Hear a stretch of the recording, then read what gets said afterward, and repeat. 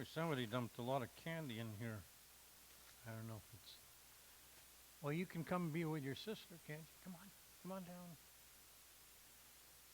She doesn't scare you, does she? Good morning. All right, so I'm glad you got some older people, children down here. Well, you're not children anymore. You're young adults, right? Stop calling me children. But anyway, you've all been experiencing what has happened the whole last year, right? Things are not quite the same they were as a year ago last February. All right. I should have asked you this before so you had some time to think about it. I know it's hard to think on the spur of the moment, something this is kind of deep. What's one of the greatest inconvenience or one of the things that you have not liked about this last year and 3 months? What's been the most difficult for you or that you've liked the least? Not going to school. Would you believe that? And what's bad about not going to school? Not around anybody. Okay. What's been the most difficult for you? The what? The same thing. And you having to wear a mask. And what's difficult about that other than you can't breathe?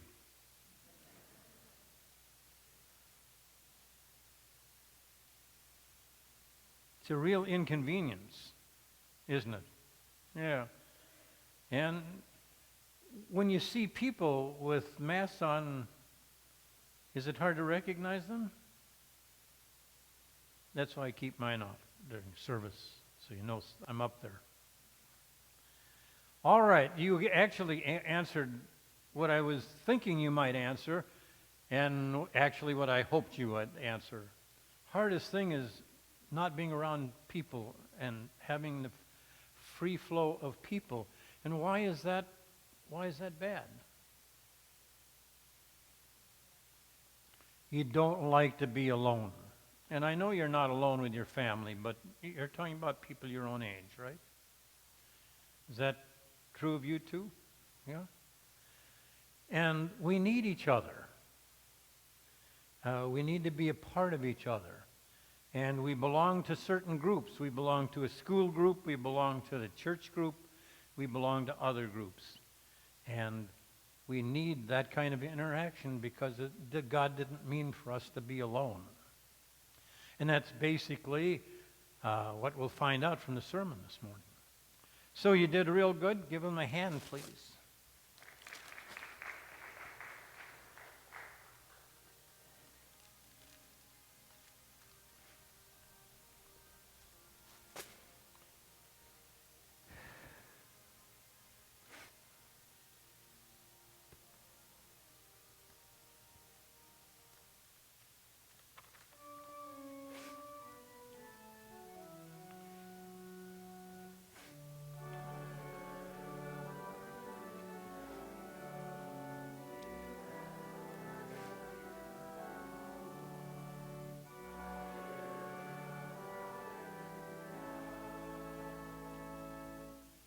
The Holy Gospel is written in the 15th chapter of St. John, beginning at the first verse.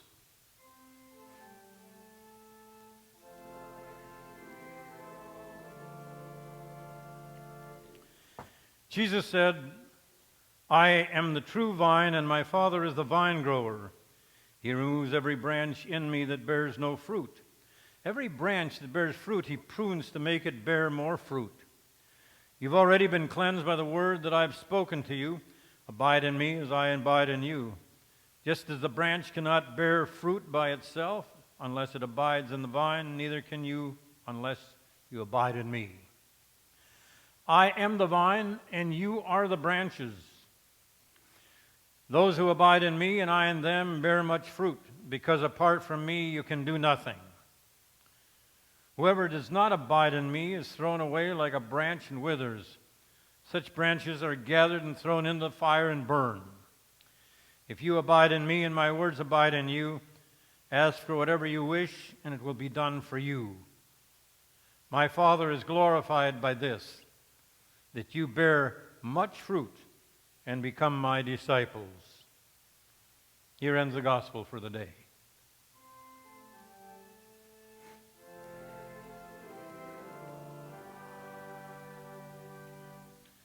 Please be seated. Byron, don't sit down yet.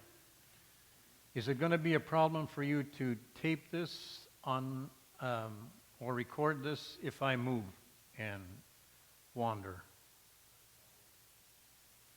I've had a couple of people that said they liked the presentation at the confirmation service by coming down, and it seemed more personal, and so I was going to try it. I've done it at midweek Lenten services and that, but we'll try it because I'm always open to changing things a little and pleasing people that request it. Yeah. All right. I'm going to come down. I don't know if they were wondering if I could get along without notes or not. Now, this makes it a little uncomfortable for you guys. No. Okay. Most of you know that last week I was an officiant at a wedding of one of our former members. One of the things that I do when I go to weddings, because weddings are places where you come and you don't know a lot of the people involved there. They're unfamiliar because you probably only know one side of the family and all the other people are just new faces. So rather than saying, are you a friend of the bride or groom, or I'm Hans, what's your name? I ask the question this way: how are you connected with what's going on today? It's a much more wide open question, and it gives them a chance to respond in whatever way they decide to respond. And you get to know a lot about them. It generates other conversations. But one of the things that I am aware of was in that particular situation, everybody there is connected in some way. So it's incumbent upon me as the officiant to try and find out a little bit about who's who. It helps me, and maybe it helps them. There's an old adage that says, in life it's not important what you know, it's who you know. You heard of that? You agree with it? One is shaking their head. It's something we don't like to hear, is it? We don't like that. But, unfortunately, it's true. Who we know quite often can make a big difference in terms of getting a job, of what church you join. Sometimes it means a difference between life and death with who you're connected with. Let me give you an example that I really think is significant. Leo Page. Has anybody heard that name as significant? Leo Page is an unknown to us, probably won't be after the service today. He was on a list. He was known as 117 on a list. What's important about that is that he was 117th on Schindler's List. Have you ever heard of Oldrich Schindler? Oldrich Schindler was a Nazi. Leo Page was a Jew. And the policy of the Third Reich was, if you're a Nazi and you see a Jew, you kill him. Oskar Schindler was a Nazi. He belonged to the Nazi Party, but he was also a Roman Catholic, and he didn't believe in what the Third Reich was doing. But instead of standing up and announcing it, which would have gotten him killed or put in a concentration camp himself, and he didn't go to America or some other place for refuge like Dietrich Bonhoeffer did. and come back and make himself a martyr. He decided to stay in the system because he was connected, and he thought maybe he would have a difference in the lives of Jews. And he saved over 1,100. Doesn't seem significant in contrast to the 6 million, but nevertheless, Leo Page was one of those 117. And when he left and went back to America, he decided to make Schindler a household name because what he had done for him. He'd saved him because of his connection with Oskar Schindler. He was working in a store of some kind. I don't remember what it was.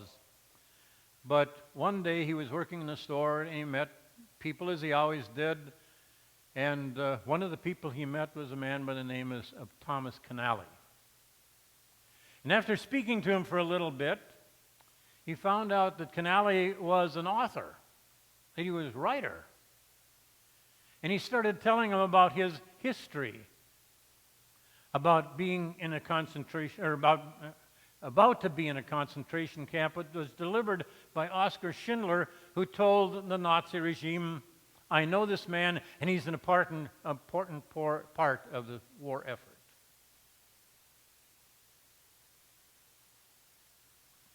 Well, Thomas Canale had connections. He was connected. He was connected to the movie industry. And Page says, we need to get this story on film. We need to make it a major blockbuster picture. And we'll call it Schindler's List. So they went to the person that they thought might have the most push or pull in Hollywood, Steven Spielberg. Canale had written the book, and he had written a possible script, and he presented to Spielberg. Spielberg was somewhat expressed, but you got to remember, Spielberg's a Jew too. And he wanted to tell the story. And then he started to back down, and Page got upset, and he said, Spielberg, you got to quit dealing with dinosaurs and make this film. It will get you an Academy Award. Well, Spielberg relented, and he won 7 Academy Awards for Schindler's List. The connections make a difference.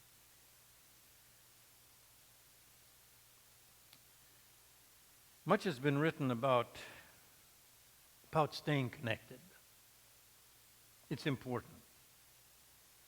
And one of the casualties, as the young people have already suggested, is that we become more disconnected with each other. We become more and more disconnected, and that has made a difference. And one of the things as we look forward to the future now, one of the things that has to be more connected is we as a church. We as people. We're tired of saying we can't hug or shake hands or being in close quarters or having a small group. We feel the need once to feel connected. There was a study done just after the internet started by Stanford University, which does a lot of research and a lot of studies like this. But they interviewed people who they say were regular computer users, which went at that time 5 hours a week they spent on the computer. Now they say the average is 8 hours a day. Average. But it said, the study concluded that those who spent at least 5 hours a week had less time relating to their friends and relatives and shied more away from social events, of getting involved, of getting connected. A more recent research has been done, and it said 1/3 of our population has fewer friends than that the average person had before this all started. And then it said 1/4 of the population doesn't have one single real close friend. And then we see the mass shootings and the suicides, and we wonder why. And I think it's that we're not connected. There's a real interesting book. You can read it. It's called Real Age, Are You As Young As You Can Be? It's written by a doctor, Michael Raisin. And it says that you have two ages. You have your chronological age, the day you were born to what you are now. And then you have the real age. And there are about 100 different things that affect that real age. Now, he spends a little time on social relationships. And he said, let's take a person, a man, 55 years old, chronological age. And if he has three major social factors in our life that are good, one of them being a married relationship or the equivalent, a strong love relationship, he involves himself with 6 friends in some kind of significant conversation during a month's time. And if he is a member of a social group, that reduces his real age. And you can do all this arithmetic if you read the book and make all the figures out and find out how old you really are. And I found that I'm not really 81, I'm probably only 80 and a half. But anyway, a man who has all 3 of these social aspects, disregarding anything else, a person of 55 is really 47 in terms of his longevity and when he is going to die. A person with 1 is 53 instead of 55, and if you have none of those, you are 63 in real age. You will die as much as 15 years earlier than somebody that is really connected. Okay, well, you say, well, that's really interesting, but don't we have some text today? Where does this come from? Just like the wedding planner said last week at the wedding, she said, when you started off, I didn't know where you were going with that, but that's one of the greatest things I've ever heard. Anyway, gospel says, I am the vine. You are the branches. You got to be connected to the vine. You got to stay connected. That's why I came. And so it's important not only to be connected to me, that's Jesus talking, but you need to be connected with the whole grapevine. And Jesus said, without being connected to me, you wind up vacant, without purpose, without meaning. And so it's important that you stay connected with me. And I can tell you all kinds of stories of people who felt disconnected from life and got into a relationship with Jesus. But I'm just going to give you one. The older people know the name Joseph Stalin, right? Dictator of Russia. One of the most violent criminals. But the whole world was surprised when his daughter defected during the middle of Stalin's reign and moved to America. For one reason. I can't live in a country without God. And after that, Russia lessened its persecution of Christianity because Stalin's daughter got connected. And Jesus said, that's what the church is about. It's about connecting. And the purpose isn't just to come and listen to something and to be here and pay homage, but that we feel a part of something greater than ourselves. And that's been one of the problems during the pandemic. And I talked to one of the other pastors the other day, and he said, one of my most faithful members that never missed from the day I came till the day we closed the church for the pandemic, I talked to the other day, and I asked her if she was coming back to church, and she said, I've thought about it, but gee, it's so nice to just get up and not have to dress and put on makeup and just leave your robe on and come in and you watch it and have a cup of coffee. And, I think I'll miss that. See, we've created another habit, one of disconnectedness. And last week, I looked for a church on Sunday morning. They were all closed in Denton. So, no harm. I can listen to you. I'll see how you did. Well, so I sat on the desk, and I said, no, I'm going to just concentrate on it. And it felt kind of vacant, but then I heard the first part, and you put up the first hymn, and I was shifting around and erased it. Said, okay, I lost it. I couldn't get it back. No problem with you. I lost it. But even if I'd heard it, I said, it's not what I come to church for, just to hear the message. I want to feel the connection with you. I'll close with one illustration that I think pretty much talks about disconnectedness. 2 mornings ago, I woke up in the morning and I was looking out the window. And I saw a car come in, and a young lady got out, and she had her dog. And she played with the dog a little bit. I said, as I watched her, well, they stopped to just let the dog eliminate. And said in my judgmental self, I sure hope they clean it up. So I'm human too. And so he scratched the dog's belly, and they ran around, and then the lady got up and she went to the car and she slammed the door, and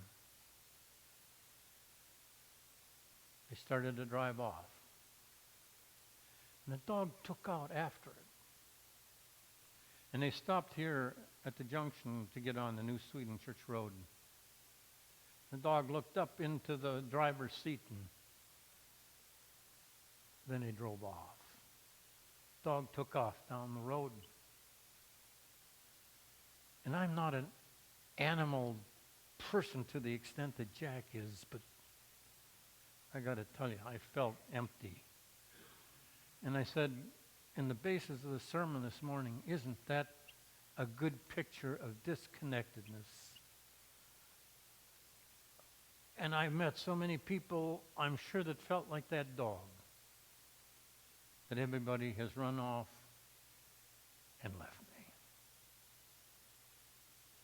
But this morning, Jesus says to you and me, I'm the vine, you are the vine. Stay connected. Just as Leo Page has stayed on Schindler's List, and in the midst of the worst situation he could have faced on earth, he survived. And Jesus reminds us from this gospel text this morning, I'm the vine, you are the branches, not you are the vine, I'm the branches. But he tells you that you stay connected with him and with each other as members of God's holy house. You will be saved. Stay connected. Amen.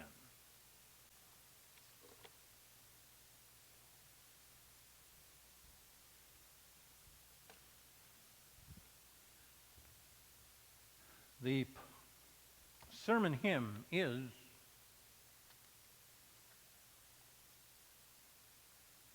Christ the Lord is risen today, 369. Please stand if you are able.